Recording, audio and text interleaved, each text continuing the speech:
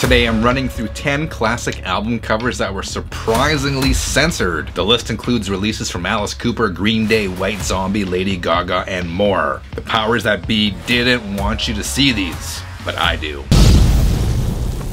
Let's go through these in chronological order. First up is Alice Cooper's 1971 album, Love It to Death. This was the band's third studio album and the first to really achieve any commercial success. It features so many now classic tracks, including I'm 18, Is It My Body, Caught in a Dream, and Ballad of Dwight Fry. On the cover is a black and white shot of the band. If you look closely, you can see Alice posing with his thumb protruding.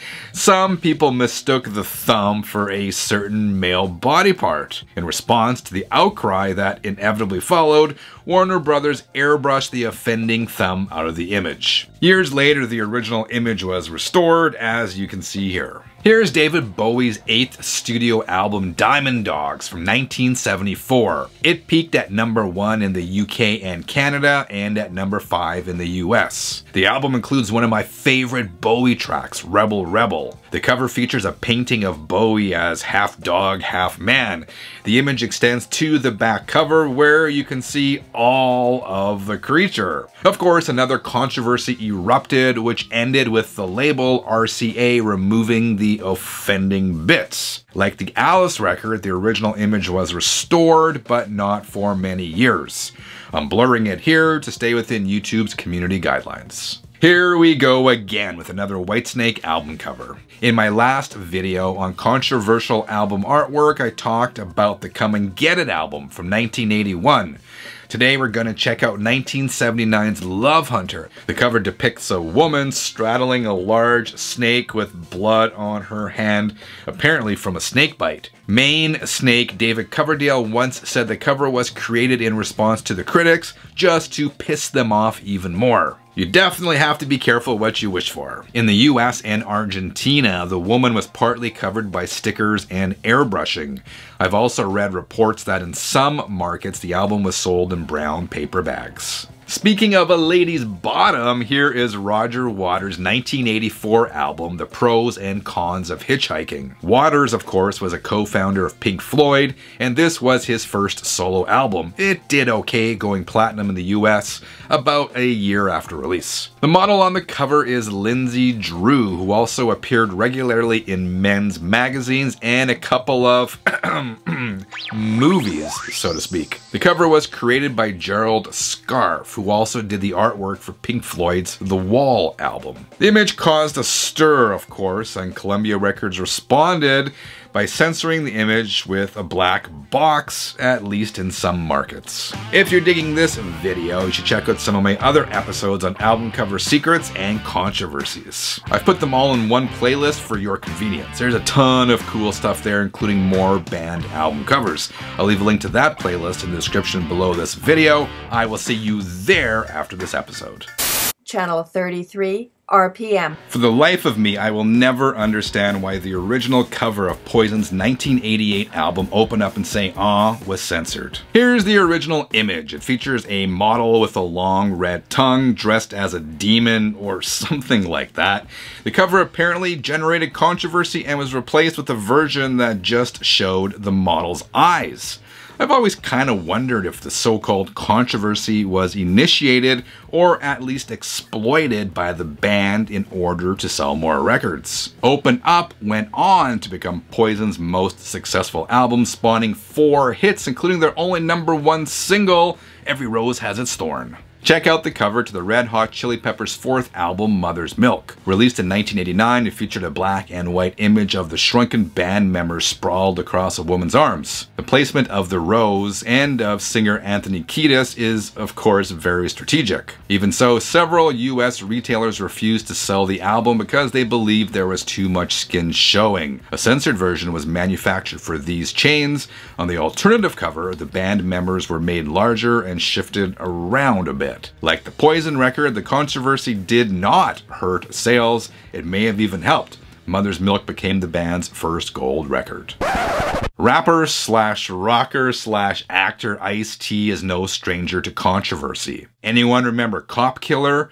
It was a track by Ice-T's metal band, Body Count. Some feared it would stoke anti-police sentiment. Eventually the album was recalled and the song was removed. I could do an entire episode on that topic, but today I want to focus on Ice-T's 1993 album, Home Invasion. The cover depicts a white male listening to music, oblivious to what is going on around him, which appears to be a home invasion. Sire Records refused to release the album with the violent artwork. Ice-T initially agreed to replace the image with an all-black cover and change the name of the album, but then he had second thoughts and decided to leave the label instead. Controversy sells and Ice-T knew it.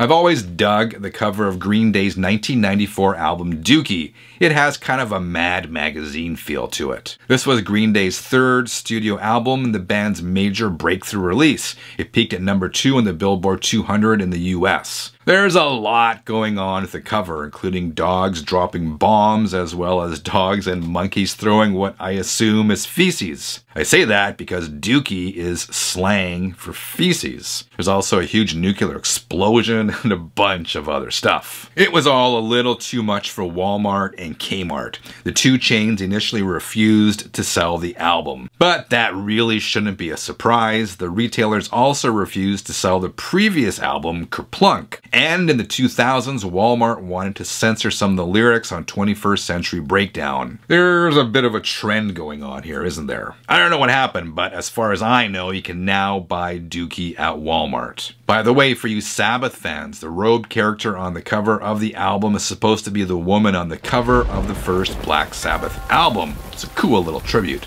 This is an awesome name for an album. Super Sexy Swingin' Sounds. Super Sexy Swingin' Sounds by White Zombie. The 1996 album featured mostly remixes from their previous release, Astro Creep 2000.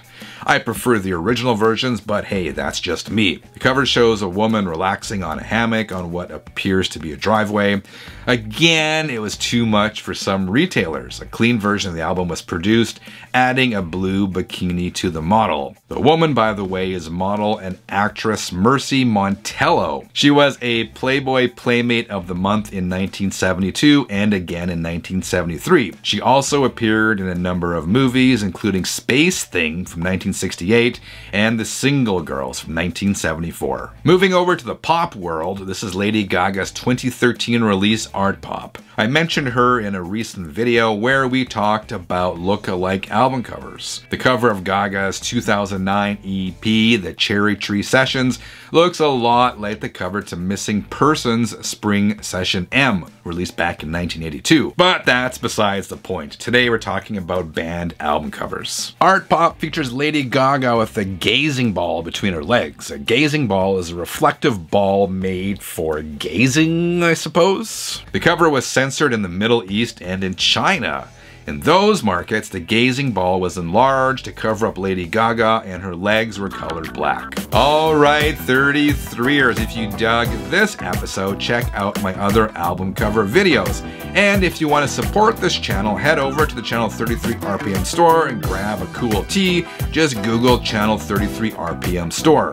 Thanks for watching. Until next time, keep on spinning.